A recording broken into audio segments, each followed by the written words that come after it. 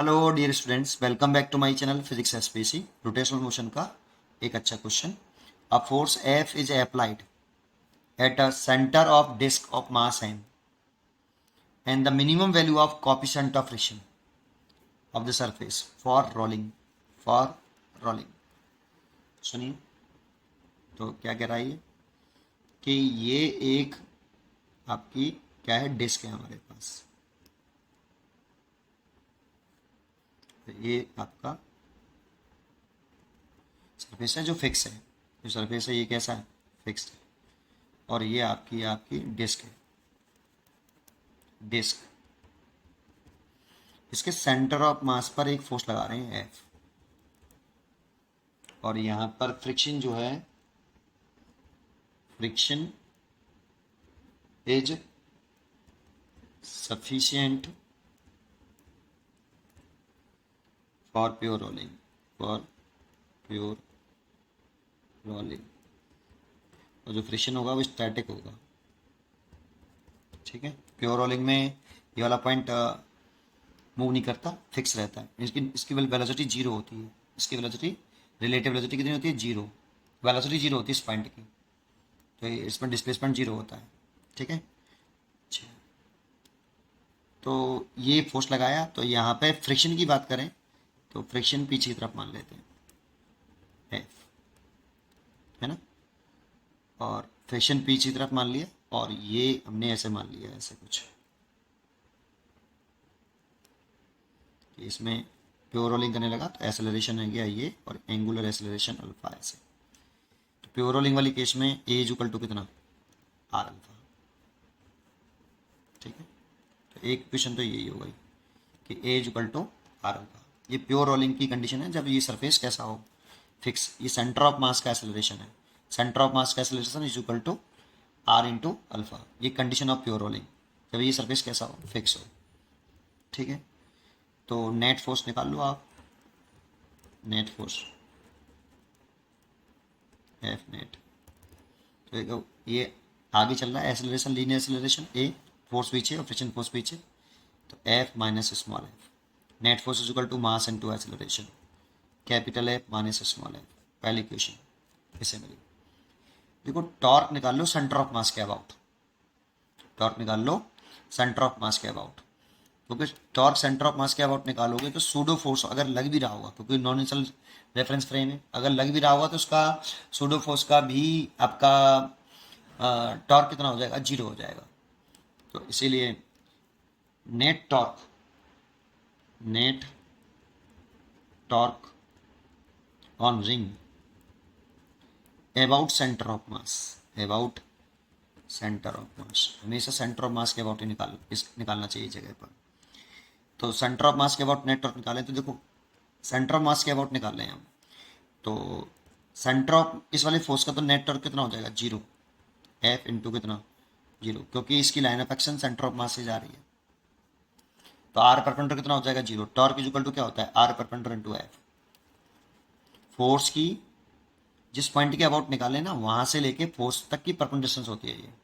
तो आपका सेंटर, ये सेंटर ऑफ मास से पास हो रहा है, तो आर परपेंडिकुलर कितना हो गया, जीरो, इसलिए इसका टॉर्क जीरो हो गया। फ्रिक्शन का निकाल लो, तो प्लस एफ इंटू फ्रिक्शन का टॉर्क देखें तो फ्रिक्शन के लिए आर परपेंडिकुलर ही हो गया, देखो ये। तो इसकी दर्शन कुछ इस तरह से होगी, बाहर की तरफ ऐसे, ये आर परपेंडिकुलर हो गया रेडियस के बराबर। तो एफ इंटू आर, इसकी दर्शन इंपॉर्टेंट होती है, यहाँ पे दर्शन पे ध्यान देना जरूरी है। देखो आर क्रॉस एफ करना है, तो आर वेक्टर ही हो गया, क्योंकि टॉर्क की दर्शन निकालते हैं तो टॉर्क इज इक्वल टू क्या होता है, आर वेक्टर क्रॉस एफ। तो आर वेक्टर की राइट हैंड लेना है, और आर वेक्टर से एफ की तरफ छोटे एंगल से घुमाना है, आर से एफ की तरफ ऐसे, देखो ऐसे, आर से एफ की तरफ ऐसे छोटे एंगल से। अपनी राइट हैंड की फिंगर को आर वेक्टर की डायरेक्शन में रखो, और छोटे एंगल से एफ की तरफ घुमा दो ऐसे। थंब किधर आ रहा है, डाउनवर्ड, देखो डाउनवर्ड आ रहा है, देखो ये। तो डाउनवर्ड है, तो यहाँ पे ये टॉर्क डाउनवर्ड डायरेक्शन में है, ये टॉर्क किधर है, डाउनवर्ड डायरेक्शन में, ठीक है। ये टॉर्क आ गया आपका डाउनवर्ड डायरेक्शन में आ गया, ठीक है। ये टॉर्क आ गया डाउन डायरेक्शन में। टॉ इज इक्वल टू क्या होता है बेटा, आई अल्फा। तो देखो ये टॉर्क भी यहाँ पे देखो तो आई अल्फा जो है आपका, ये भी मैंने एंगुलर एक्सेशन इधर ही माना है, तो देखो ये भी डाउनवर्ड है। अल्फा की डायरेक्शन में आप घुमाओ अपनी फिंगर, तो अल्फा की डायरेक्शन डाउनवर्ड है, अल्फा की डायरेक्शन डाउनवर्ड तो टॉर्क की डायरेक्शन भी डाउनवर्ड होगी, तो ये भी डाउनवर्ड है। टॉय बराबर है अल्फा बराबर कितना, एफ इंटू आर। और डाउनवर्ड डायरेक्शन को मैं कंसिडर कर लेता हूँ कि यहाँ पे पॉजिटिव है, किसी एक को पॉजिटिव मानना हो तो मैंने डाउनवर्ड को पॉजिटिव मान लिया, आई अल्फा। और देखो जिस इस फॉर्मूले को जब भी लगाते हो ना, टॉय बराबर आई अल्फा, तो जिस पॉइंट के अबाउट तुमने टॉर्क निकाला है उसी पॉइंट से पास होने वाले एक्सिस के अबाउट मोमेंट ऑफ इनर्शिया को निकालते हैं। तो ये सेंटर ऑफ मास के अबाउट टॉर्क निकाला है, सेंटर ऑफ मास, तो मोमेंट ऑफ इनर्शिया भी सेंटर ऑफ मास का लेंगे। और ये क्या चीज़ है, आपकी डिस्क है, और डिस्क का सेंटर ऑफ मास के अबाउट मोमेंट ऑफ इनर्शिया होता है 1/2 m r² इंटू अल्फा बराबर कितना, एफ, ये फ्रिक्शन फोर्स है स्मॉल एफ, इंटू आर, एक आर से एक आर कैंसिल, तो ये हो गया 1/2 m r अल्फा बराबर एफ। अब दोनों इक्वेशन को अगर सॉल्व करना है तो तीन इक्वेशन बन गई मेरे पास, एक ये रही, ये दूसरी बना लो, फर्स्ट ये रही, सेकंड ये रही, और थर्ड ये रही। अगर मेरे दोनों इक्वेशन को सॉल्व करना है तो ये ए है और ये अल्फा है, तो इन दोनों को एक जैसा बना लो इस इक्वेशन से। तो अल्फा इज इक्वल टू, मेरे को निकालना क्या है, कॉफिशिएंट ऑफ फ्रिक्शन निकालना है, तो एफ फ्रिक्शन फोर्स निकालना होगा मेरे को। तो एक काम करता हूँ, अल्फा इज इक्वल टू लिख देता हूँ यहाँ से कितना, A/R।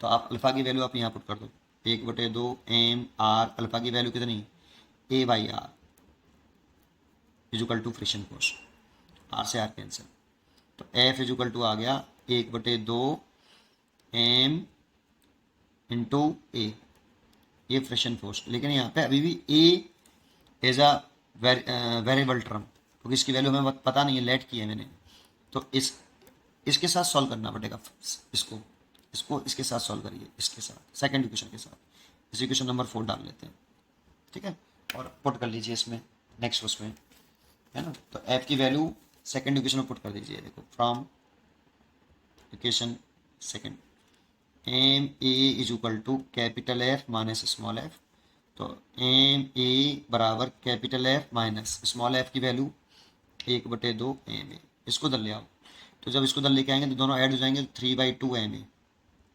इसको इधर लेके आएंगे तो प्लस का हो जाएगा, प्लस का इसमें ऐड करेंगे 3/2 m a बराबर एफ, यहाँ से ए निकाल लो 2f/3m, देखो, और ए की वैल्यू आप इसमें रख दो तो फ्रिक्शन फोर्स निकल आएगा फोर्थ इक्वेशन में, फ्रिक्शन फोर्स, ये फ्रिक्शन फोर्स ही तो F, small F friction force माना, ठीक है।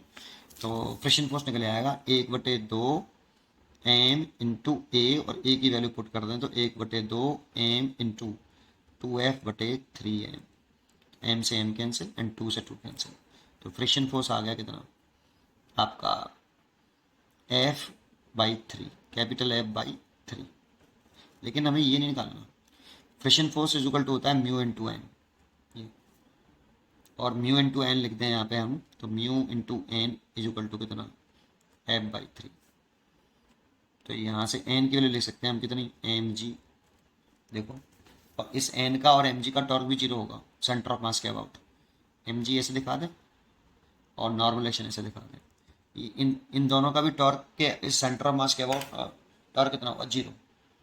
तो इसलिए टॉर्क निकालने जो उतनी एन की लाइन ऑफ एक्शन भी सेंटर ऑफ मास से जा रही है और mg की भी line of action centre of मास से जा रही है, इसलिए इसका भी टॉर्क जीरो होगा, ठीक है।